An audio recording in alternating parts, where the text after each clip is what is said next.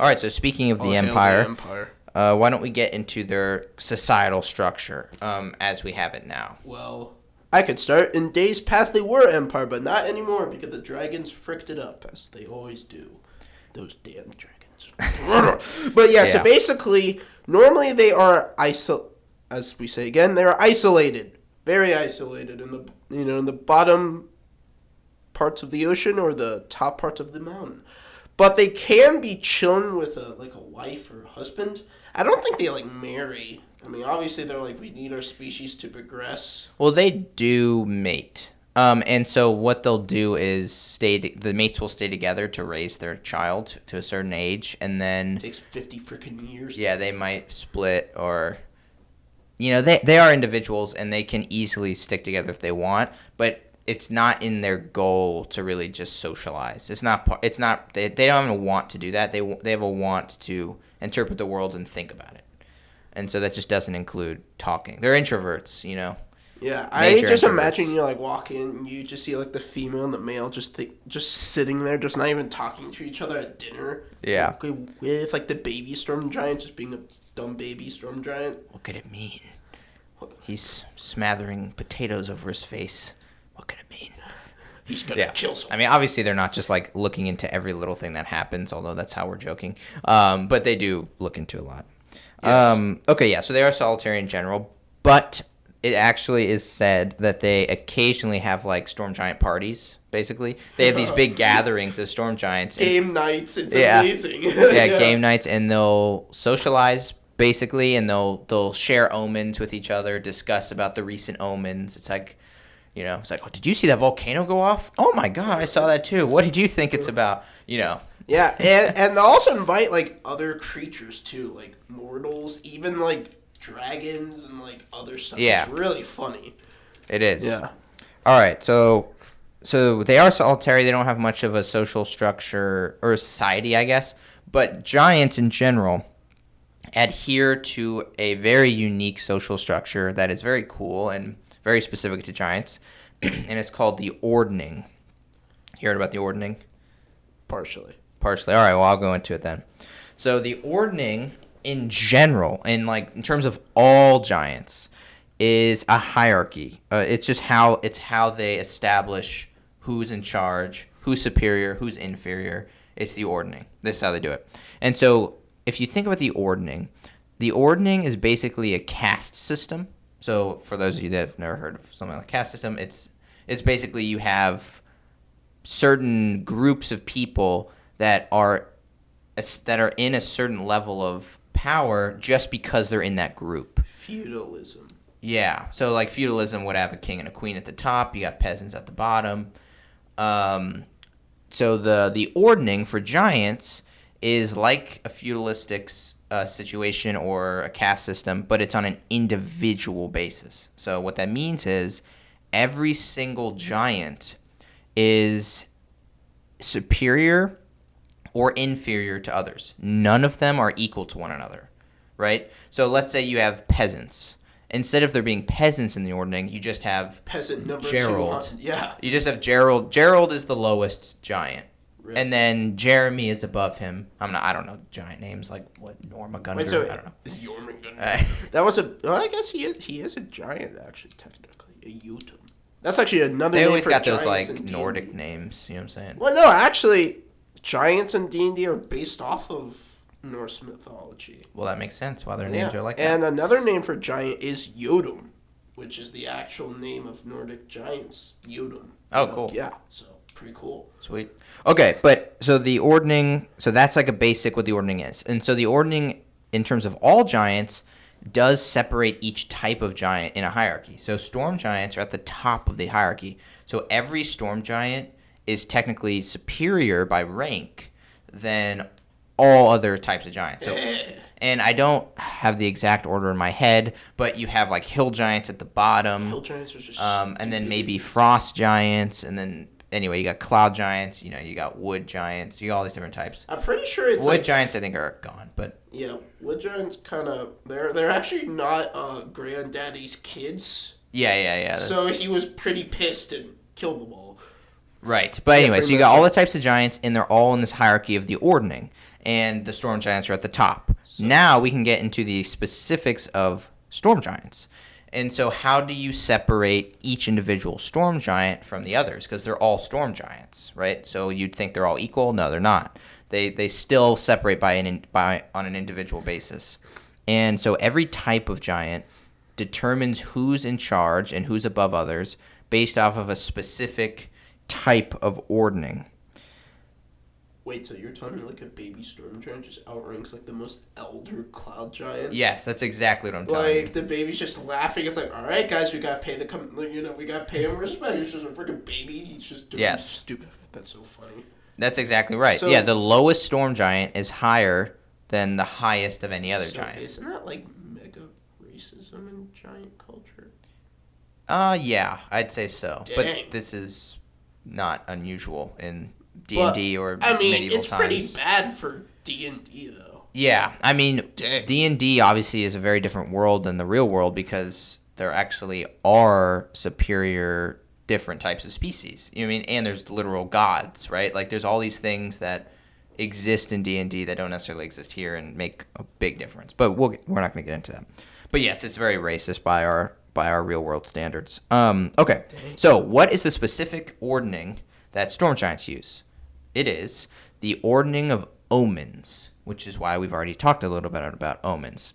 And so how you become or move up the rankings of storm giants is entirely based on how many and the quality of the omens that the world or perhaps the All-Father gives you. Yeah. So if you get this like crazy important omen that only you saw or were able to interpret, then that means to all the other storm giants that you might be in for a promotion. You're the favorite. You're the favorite kid. Exactly. Suck it, losers. Dad likes me more than all of you. And so it's kind of subjective how they establish who has gotten the best omens and the most omens. Because someone may get like 100 omens of like, oh, those flock of birds told me that old human's gonna die. Oh, not a big deal. You know what I mean? So it's kind of subjective, but that's just kind of what they do when they socialize, and is they determine these things. They weigh all the interpretations and what everything could mean to a very meticulous point, and determine the ordning, the order of which they rule each other. And yeah, so that's how their society is structured. Yeah, that's how they do it. Yeah. Wow. That was pretty cool. I think it's a very cool structure. I just think it's kind of funny though. It's like, wait, so the world's gonna end at 2012. Hey guys, suck it. I'm the best storm giant. Yeah, we're all gonna die. I got an omen, and yeah, you might think I would love to explore. Like I have not played the pre-written campaign that has to do with storm giants. What's it called? Do you know?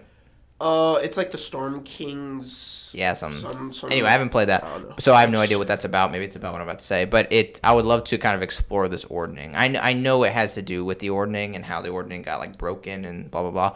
I won't get too much into spoilers, but I would love to kind of explore like what if a storm giant like deceives the others and just starts making up omens. You know what I mean? Like that would be kind of cool. Just have a bad storm giant. He's like, yeah, I saw that dolphin jump out of the water. The whole continent's gonna explode. And they're all like, so I wonder how they kind of control for those things, because storm giants they could totally do that. But there is this inherent need, and this gets into the pre-written campaign I was talking about. There is this inherent need of storm giants to adhere to this ordning. It's in all giants. They have to adhere to their ordning, and if they didn't have this inherent need, then the ordning would quote unquote be broken, and so it's complicated. But yeah, that's how they work. Now there are a few other things that kind of go with their society in general, as opposed to other giant societies. And one of them is it's good in their society to have mercy and to be charitable to other creatures, even creatures that are like very inferior in their eyes, right? So humans, it's very good in their society to be nice to humans. It's always humans. Yes. Well, we are humans, so human centrists. That's what we are. It's always humans that are like the most inferior, but then everyone actually respects humans too, and they're like, "Wow, you guys only live like 100 years, and you can do all this stuff." High respect. Well, no, okay. Well, storm giants respect everyone, so it could be squirrels, right? They're not gonna just harm people for no reason. In general, obviously, you have bad ones, but their society is made for them to be nice, and so that's good. Storm giants would take like a giant magnifying glass and like raise it up top of the mountain. And then they'd get in trouble because their society says, don't do that. Job, don't burn humans. What did I say about burning human settlements? I'm sorry. That would be a fun encounter. I was testing out my powers. No chucking lightning and using your magnifying glass. I'm taken away. You're punished. Yeah, that would be a fun encounter, encountering a baby storm giant or something. Just killing everyone. It could be kind of scary. Okay. That's going to be in my next campaign. Another thing, this is giants in general, is that giants in general, including storm giants, do not put a very big emphasis on education in their society. Storm giants, however, do this more than others. They do focus on education a little bit more, but it's only a little bit. And so most of the time, a storm giant is going to be illiterate, so they're not going to be able to read things. And they're just all around not educated. That's how giants go, yeah. Now, storm giants are more likely to be illiterate, but they are still giants and still most commonly going to be illiterate. Wow. I actually didn't know that. Yeah, I mean, they're giants. Giants are like big, dumb guys, right? But storm giants... But like dragons are like big, dumb lizards, and they still read. And I don't think giant... No. Dragons are hyper-intelligent. So dragons like are way... Well, it depends on the dragon. It depends on the dragon, right? But like the classic dragon we're talking about is hyper-intelligent. Oh, that's true. Man, so how did giants have a chance? Well, giants are just very powerful, and they're linked to nature and linked to magic. Like, they are these beings of like godlike power, but they're just not gods, right? But they're not very educated. I mean, how educated you really got to be in like the Middle Ages, right? No one's that educated, especially when you're 26 feet tall and can like chuck a lightning bolt. Who cares about school? Plus, all those kids who rip that teacher, they're like, "Frick the homework, lightning bolt." Yeah. Okay. So one more thing. Well, not one more thing, but one of the last things here is, so in general, this is kind of how their society just works on a practical sense. So when it comes to meat, they hunt it always. They never kill their livestock for whatever reason. They just don't. So they're always hunting for meat if they want meat. But they also can have these giant farms where they grow like giant vegetables, and I don't know how they get them to be giant, but they do. So they can have like a giant pumpkin. This is how you could get SpongeBob's house. I mean, cloud giants are known for that. Like, that's kind of like their thing, and the storm giants are like, "Oh, I'll do the same thing that he does," and just copied it.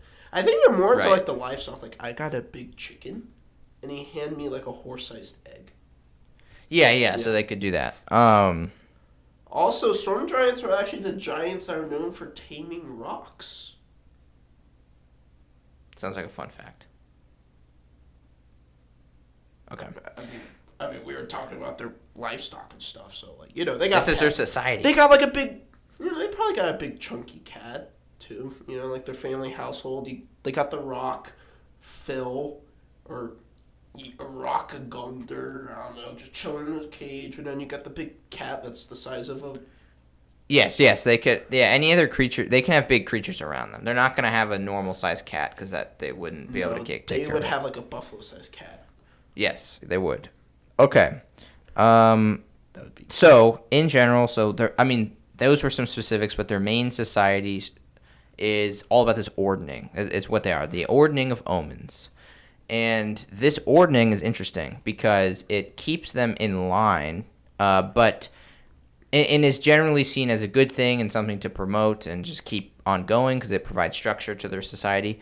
But some, and this is linked to the pre-written campaign, of course, but it's very relevant to Storm Giants, so I got to talk about it, considers this ordning a curse. And so the reason that they see this ordning as a curse is because it keeps all the giants of all types in competition with one another. And so, like, if you got cloud giants, instead of cloud giants banding together, they are competing with each other on who can be the top cloud giant. And that's the same with storm giants. Instead of the storm giants banding together and becoming like a democracy and taking over the world, they are kept in this cycle of competition. And this is one of the big reasons that the giants are probably not taking over the world, because giants are kind of the strongest thing there is. Not on an individual basis, right? Like a giant can fight a dragon and lose, or there's rocks that will just eat giants. But giants are like humans. They can create. They're smart, right? They're very smart.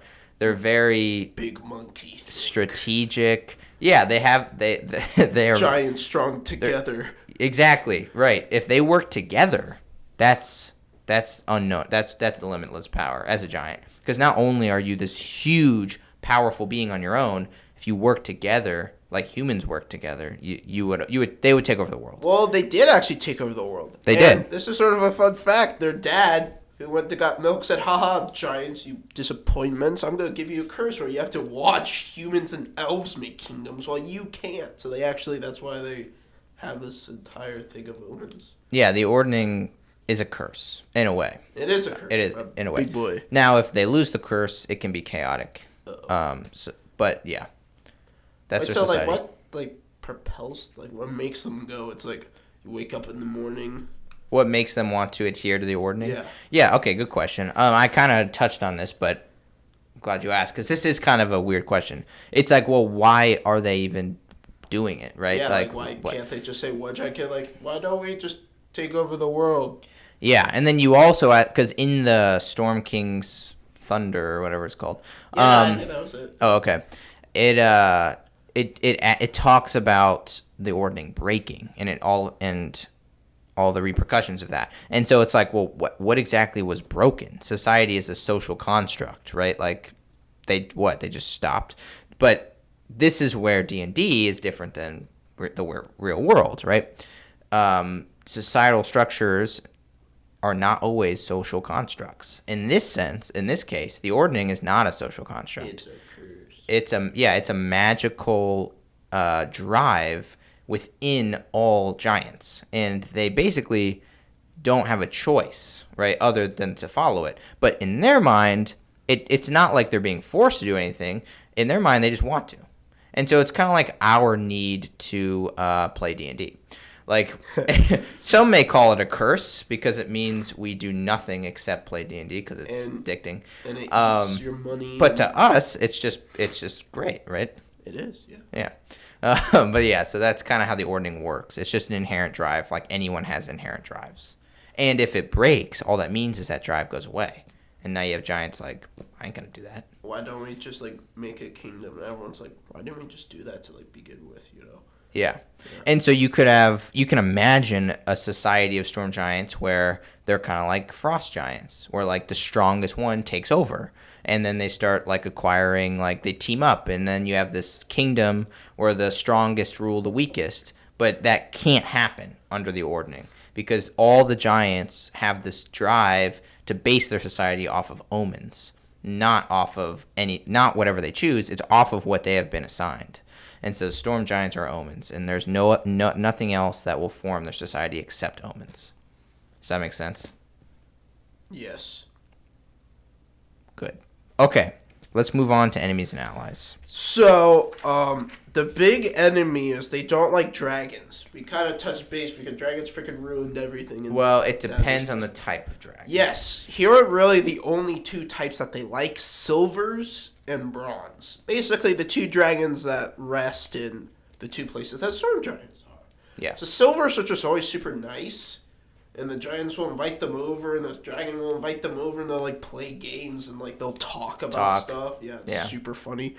And then the bronze dragons will do the same thing too. So just and there's nothing that would. I mean, any good dragon would get along with storm giants. Golds don't though.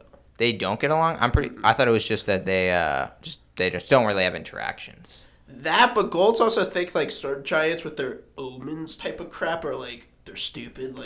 Oh. Golds think of themselves as the most intelligent and it's kind of hard to explain. They got a chip on their shoulder. Yeah, kind of golds think oh, you storm giants think you're all wise and you're all smart and that stuff.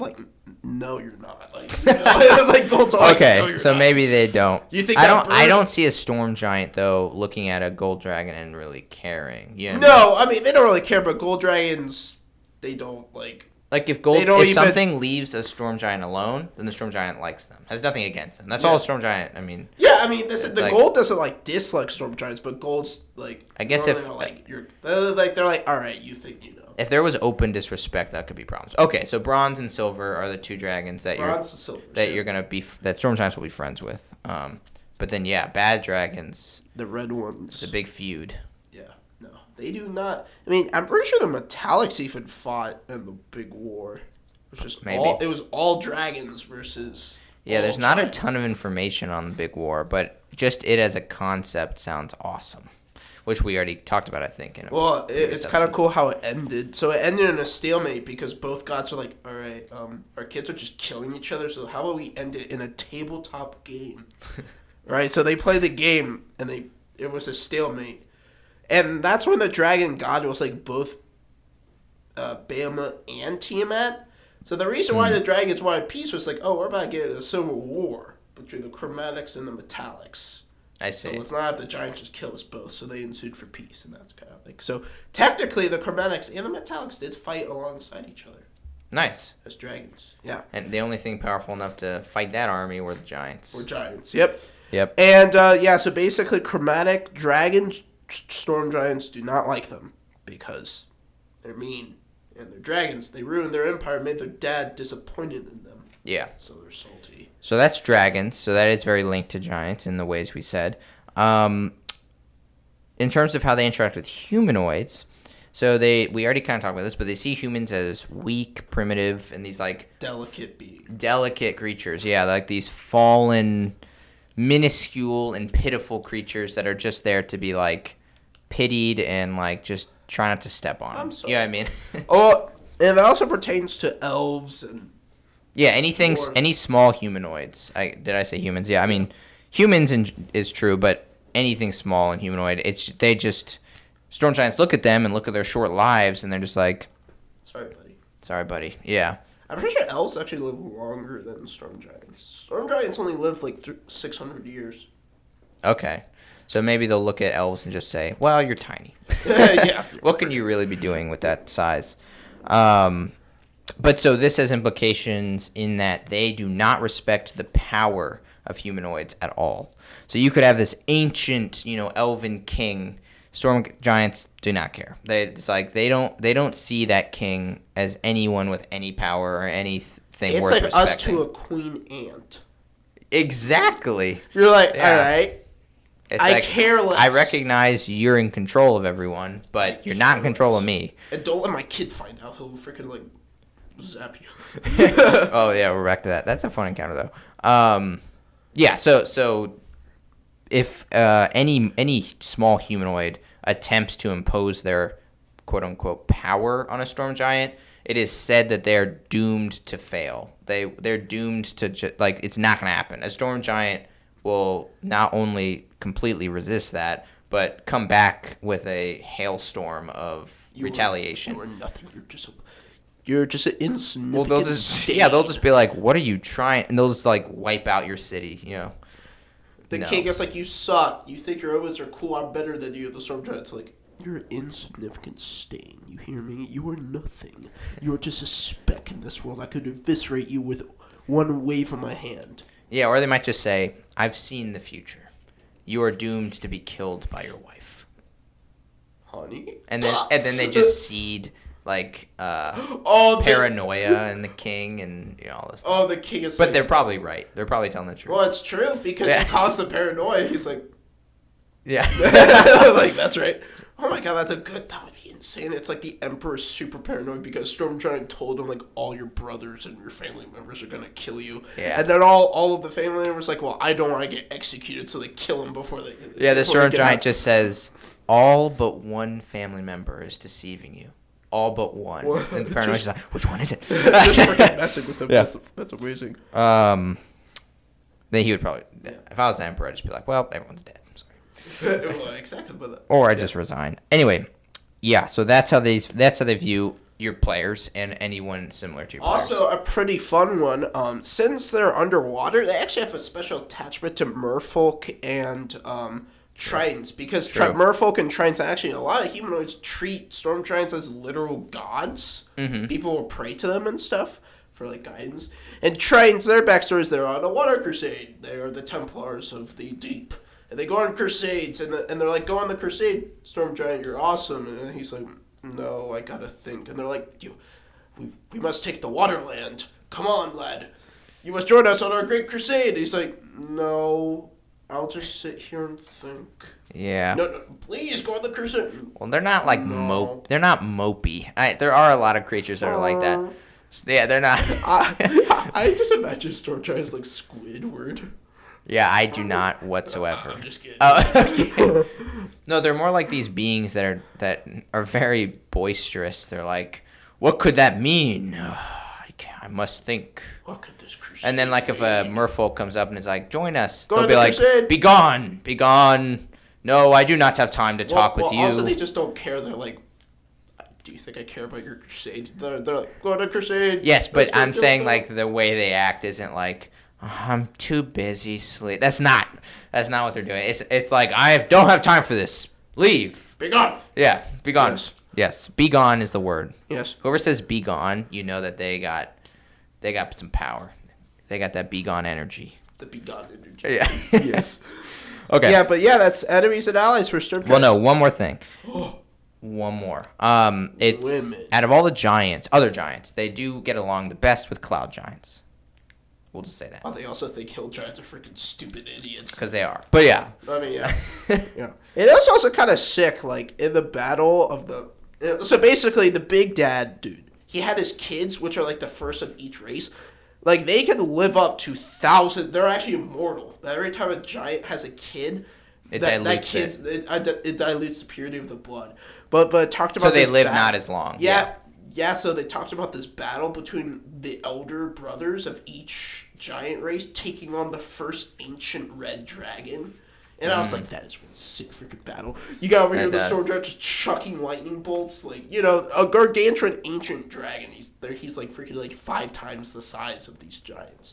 So it's just freaking sweet. Yeah, just the imagery. Like, imagine having a campaign which all of you are giants. That would be versus, like, wild. Just awesome. If you've played a lot of D&D and looking for something new, that sounds like a lot of fun. You're all just different kinds of giants. Extra idea, baby. Yeah. Yeah, because you can, like, play... you can play the lore. You know what I mean? Like, have a lore story and play through it. Anyway, all right. That's Enemies and Allies.